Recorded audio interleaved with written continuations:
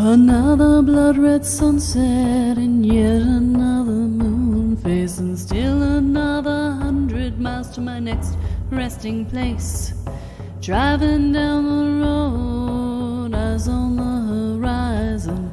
Within my car, I'm all alone, but feeling good and feeling strong, knowing that this path I'm on brings me to myself.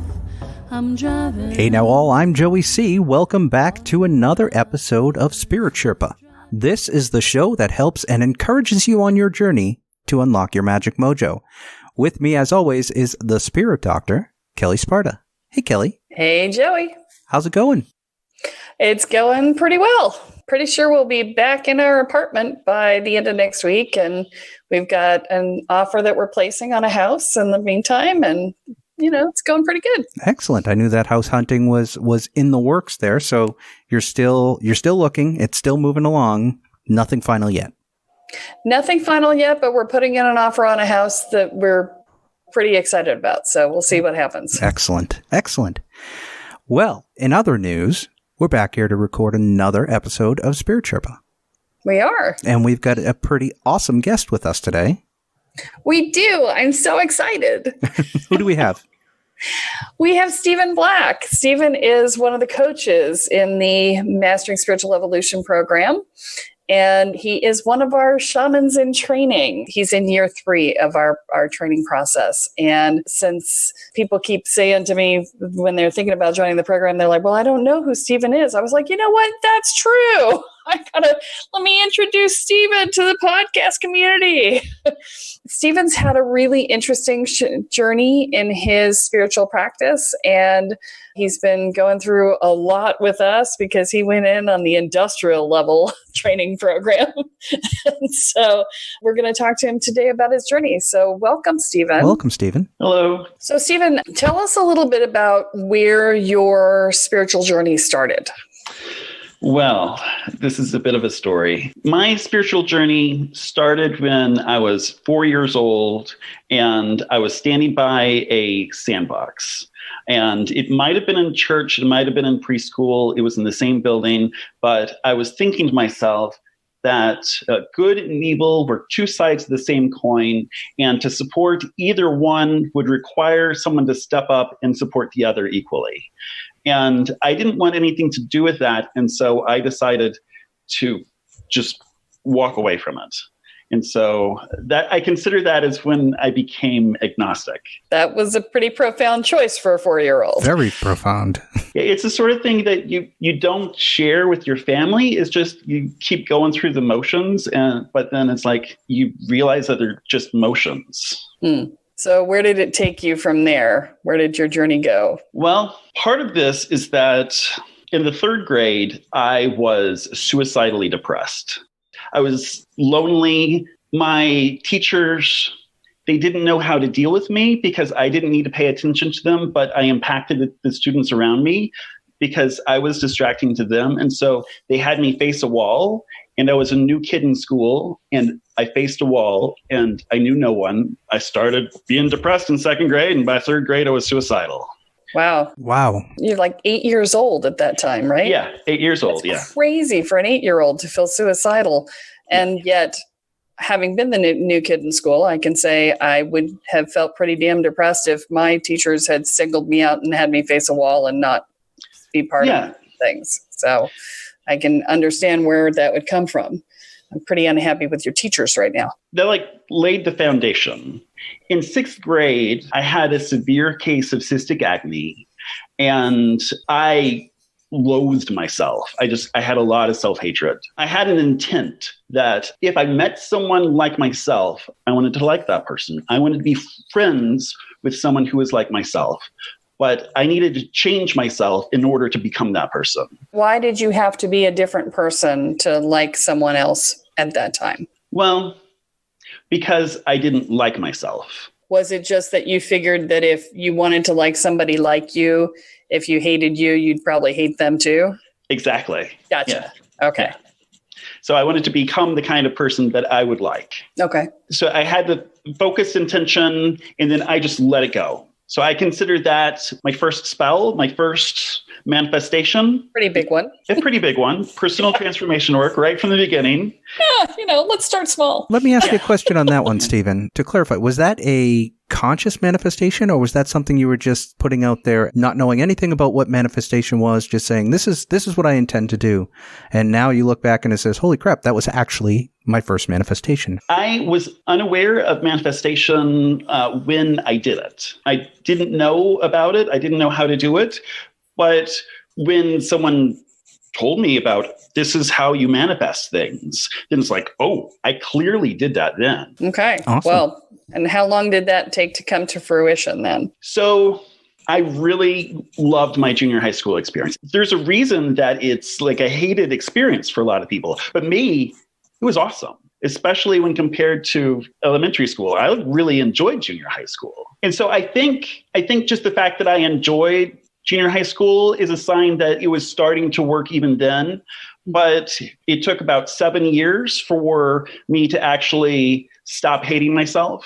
And at that time, I was in Sedona, Arizona, hanging out with energy workers and psychics.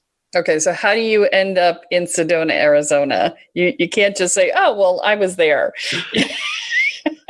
So my father's girlfriend had a mother living in Sedona, Arizona, who was also a psychic. So we relocated over there because he didn't have anything really going on, and he kind of wanted to get out of the greater Cincinnati area where we were living. And so I went along. And you were in Cincinnati? Yeah.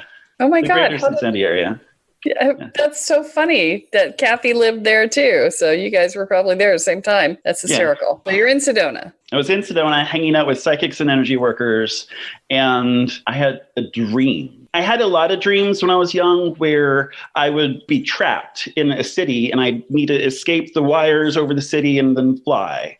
And I had a dream in which the city was encased in a crystal and there's no escaping it. And I was being chased, and they were all me. They hated me because I wanted to leave. There was no way out, and I couldn't escape them. So I teleported to the center of the earth. And that is how I processed my self-hatred, because I hated myself for wanting to be different, for knowing that outside of myself, it was safe, it was beautiful, but I was scared. And after that, and after I recognized what that meant, then the self-hatred was gone. I want to address that for our listeners because that was a pretty profound leap for you to make within the symbology of that dream. And I want to talk to our listeners for a minute about that dream, because oftentimes when we're being chased, it can often mean that we are growing and it's making us uncomfortable.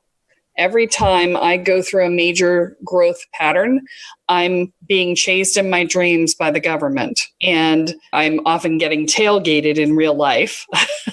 There's just like this constant sense of things trying to chase me down and grab hold of me.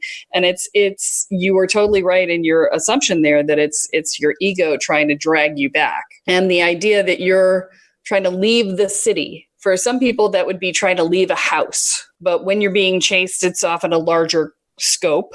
And so the city makes more sense. And to have things within the visual, for me, occasionally when I would be trying to escape stuff, like one time my mother was on the train with me, and I was trying to escape from the government officials and try to avoid having to deal with her at the same time. It was like this bizarre stuff, right?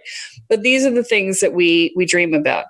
And the teleporting into the center of the earth in this context, from the outside, I would presume that that's teleporting into your center.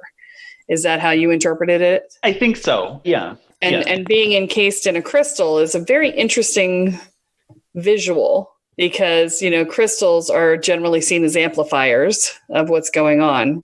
Yeah. And crystalline structures are pretty entrenched structures, right? Yeah. So that develop over long periods of time. And so it's very much a great metaphor for this belief structure about yourself. I just wanted to break down that dream since it was such an evolutionary aha for you. I wanted to break that down for our listeners. So back to your story. Yeah, I was in Sedona, and there was community there that I was a part of that I really enjoyed. And I liked myself. And I was like, who am I going to become next? How am I going to manifest new change? I ended up following my father, who had moved to the San Francisco Bay Area. And he worked in the tech field. I also worked in the tech field. While I was there, I took some classes in fairy tradition witchcraft. And I wasn't particularly drawn to the tradition in the long term, but there were key things I needed at the time. And I had a concept of a shadow self. My go-to at the time when a dream, when something disturbed me, was to shine a white light from the center of my being, and it would transform them. I actually had dreams where I met someone and I did not like them. And I tried this, and the light bent around them. Oh. And I was like, how did that work? Because that's weird. Mm-hmm. And I bent the light around them because I didn't want it to hit them, because they were my shadow. They were composed of things I didn't want to see and acknowledge. I decided that I would fully integrate my shadow. And when I was in Sedona, I was introduced to the notion that you could do things either hard and long or gentle and easy and quickly. And I was like, I'm going to integrate my shadow, and I want to do it as gently and easily as possible while also being nice and fast. Yeah, I wish somebody had told me that. I took the spiritual masochist route. I was like, right through the middle. It's got to be faster. Right. Oh, that would have been so nice. Are you guys listening? I hope you're listening. Well, this is a big moment, Stephen. This is like the time. Yeah. I had disturbing dreams. Sometimes it was like a parade of nightmares, right? And in each case, it was a matter of, do I fully accept this and integrate it into who I am now, or do I finally let this go? During this time, I found myself spontaneously singing to myself, which is something I did when I was 4, before I started kindergarten, and people looked at me weird when I did it. Yeah, I did that too. They looked at me funny too. Yeah. I found myself spontaneously just singing. And that was super awesome because I like that part of me. And I also found myself crying a lot more easily because I get overwhelmed with feeling, and I'm not afraid to show it anymore.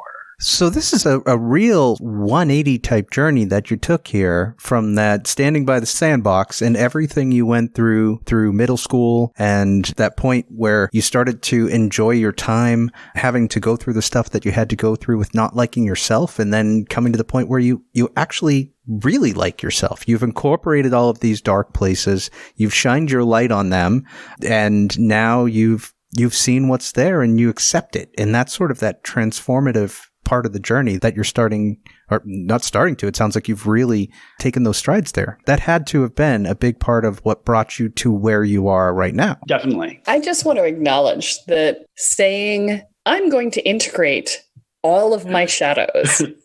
I didn't say anything when you first said it, but I was like, oh shit. Yeah. That is not a small feat. Yeah.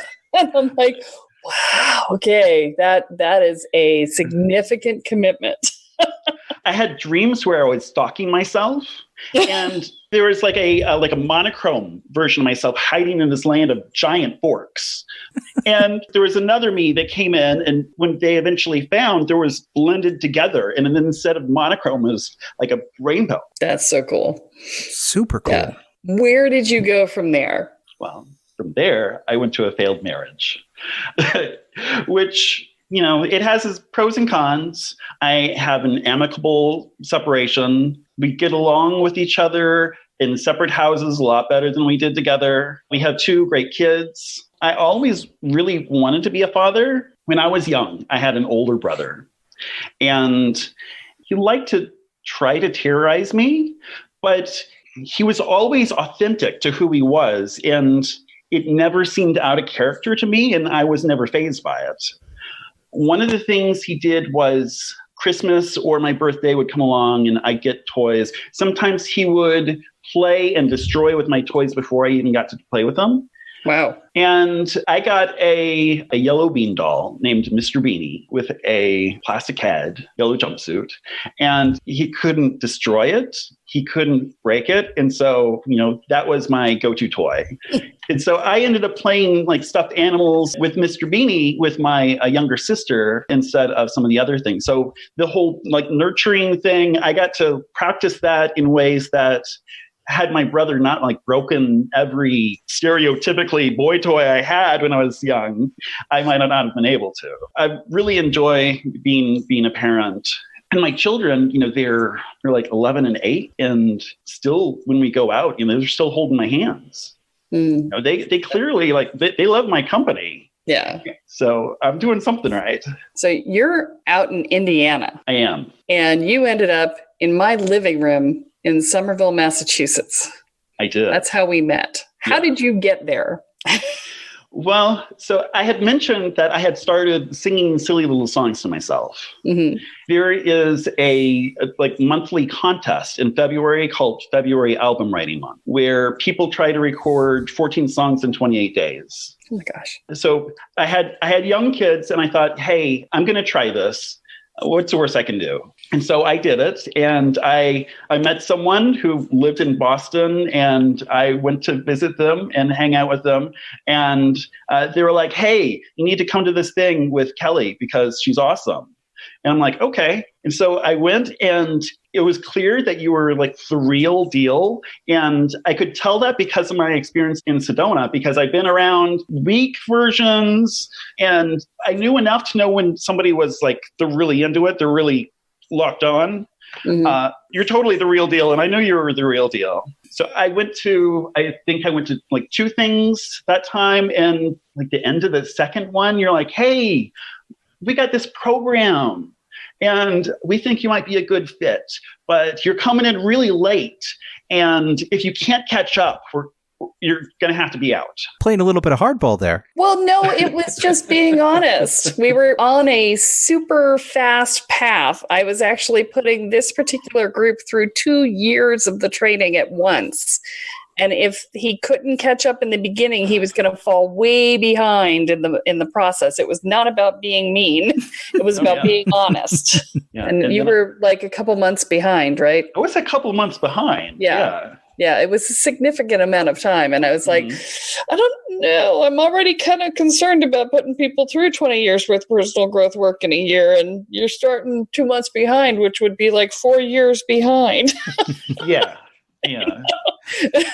Or like 2 years behind or something. I don't know. I can't do math. So how did that go for you, Stephen? It was a little intense catching up. But then we had a gathering of everybody, and I wasn't the worst one. I'm like, yeah, I've caught up. Awesome. How has the journey been for you in this process in terms of, going through 2 years of training at once and doing it from a distance, right? Because you've been doing it. Everybody else was in the Boston area and you were coming in from Indiana every time. It's a little bit different, but it's been really good for me. I've really enjoyed the process. There's been a lot of new things to learn just within the material, but mostly within myself, because it's kind of the nature of the program. Yeah, we kind of do that. And now, here's the irony out of all of this. You were the one who started 2 months behind, and you're the first person who's been certified to be a coach. Yeah. So clearly, you ran fast and ran hard. Yeah, you've been co-coaching with me for, we did it for like 6 or 8 months, right? You've been coaching on your own now. So how has that process of becoming a coach been for you? Well, it has been... Well, I love everybody. I love the process. I love the work that we do. It's really fun. And is there anything about, because you're still in training, and we're actually doing our retreat weekend coming up for the people who are in the training program at this level. We're going to be learning some magic. We're going to be actually getting together and doing magic. How are you feeling about that? I'm excited. I think it'll be lots of fun. Yeah, I'm excited too. It's going to be way cool. So you're looking forward, and you're effectively in the middle of, last third of year 3 of the program, and looking ahead at year 4, which is becoming a shaman officially. Year 3, you've been learning sound healing and coaching and holding space and doing energy work. And eventually you're going to get to energy scanning. And then next year is going to be all about learning how to create ritual from scratch. Yeah. How to run your own shamanic practice. And so, you've had to learn a lot of mythology and a lot of mythos in general, the symbology and the ologies out there. Is it changing the way you think? It's hard to say, because when you change the way you think about things differently, and you don't always recognize that you ever thought of things differently than you do now, even though it's different. So I'm sure part of the changes that have been happening have been in the way I think, but I can't put my finger on any specifically. Yeah. What's the thing that you've loved the most about being on a spiritual path? The thing is, I don't see spirituality as being separate from the physical world. So, some people are like, reality is just a shared dream, or the dream of the gods, or, there's different ways of looking at it. But the way I see it personally is like we're inside beings that are inside beings, and they're all overlapping in this energetic mesh. And this is a shared space among many of them, but it's inside some and outside others. But that's like reality for me.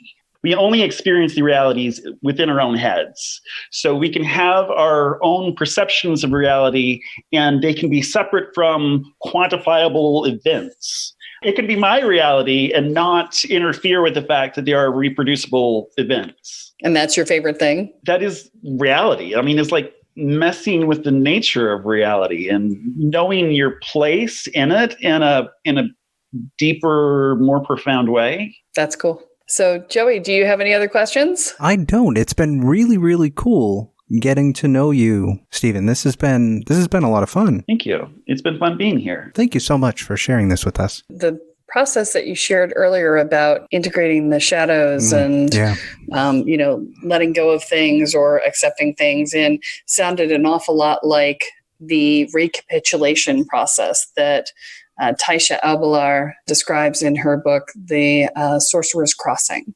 Oh, interesting. She's one of the people who was trained by Don Juan, who is the one who trained Carlos Castaneda. Mm-hmm. So she was one of the people in that group. And so she wrote about her experiences in that book. And I was like, when you were talking about it, I'm like, sounds like a recapitulation. And you just tapped into that morphic field and did it all by your little lonesome. Aren't you freaking awesome? Yes. So that was really cool to listen to as well. Definitely. So, Stephen, if people want to reach out and get to know you, ask you questions, is there a place that they can do that? Would that be the Facebook group?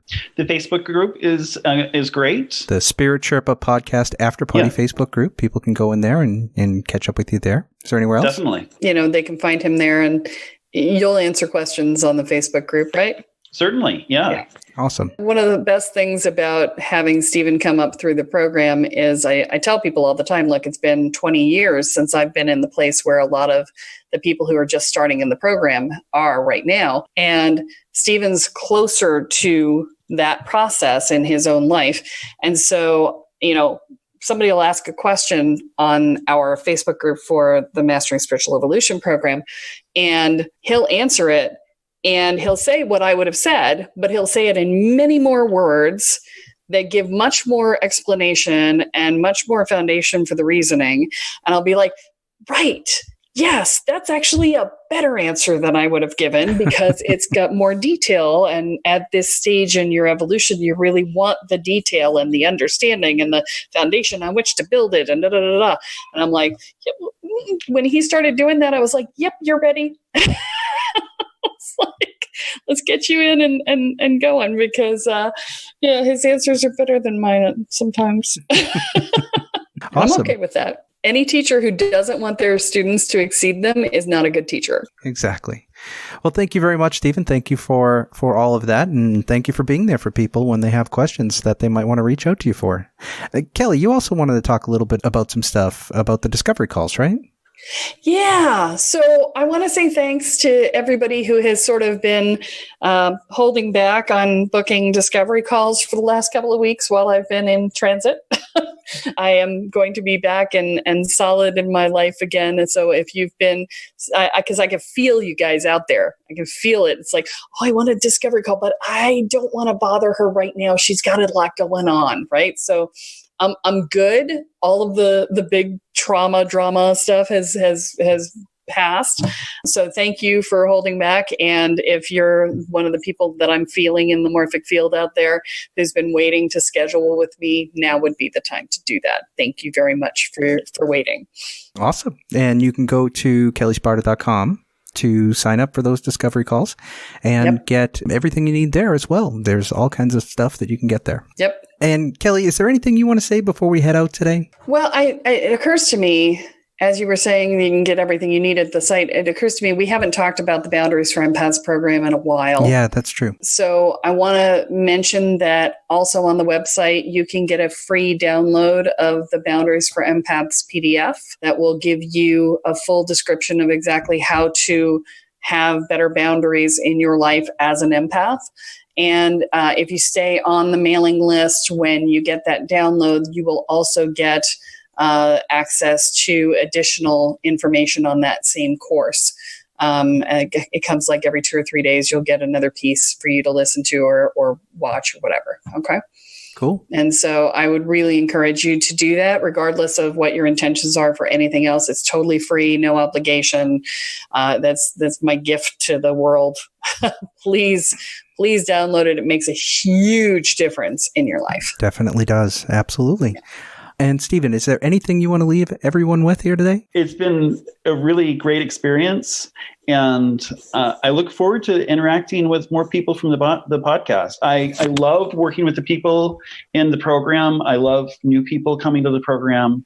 I look forward to meeting more people and interacting on the Facebook group if they decide not to join the program. Awesome. That is so great. Great. And I guess that's all we have for this week. So everybody, please be sure to join us next time as Kelly adds another chapter into your guide to energy, magic, and the spirit world.